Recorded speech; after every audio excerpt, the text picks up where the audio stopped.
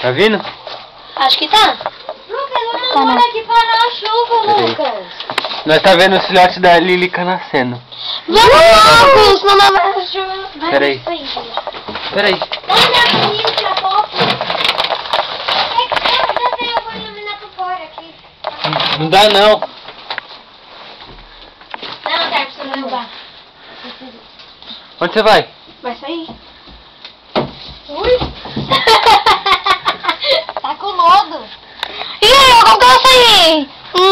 Vai logo, você não quer. Eu tô muito Não. muito enorme. Vai, ilumina aí.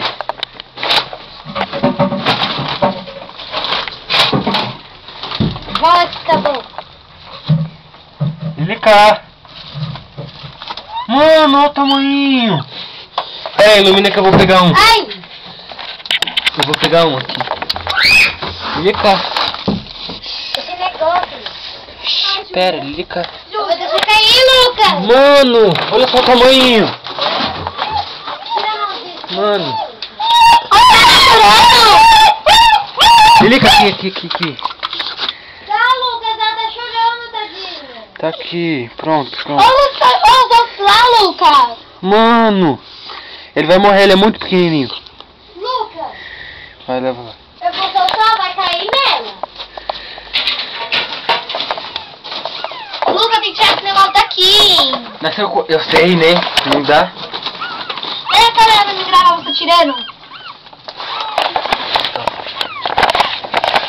Vamos, Lucas. Ilumina aí então, né?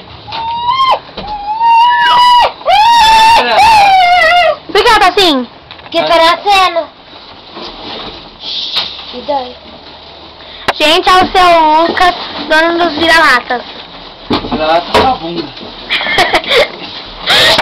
Mano, eu vou precisar desse negócio. Se vira! Vê se não dá cachorro, se pegar eu vou te dar uns cabeças. Quase que pega no rabo dela. Não faz isso, vai pegar no rabo dela. Vai, Lucas, você é forte. Posso abaixar?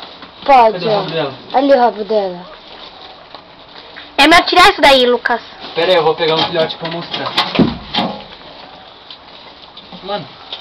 Vai, pode Aí vir. assim, ó, melhorou, né? Aham. Mas aí não tem como você sair. Deixa eu pegar um filhote seu, Lilica. Ó, milagre de Deus. Você viu ela pegando com a boquinha? Tá bom. Agora chega. Vai.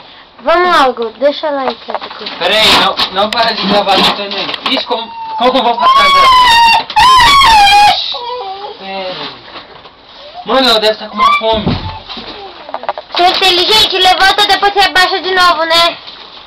Cuidado com o rabo dela. Pronto, pode descer.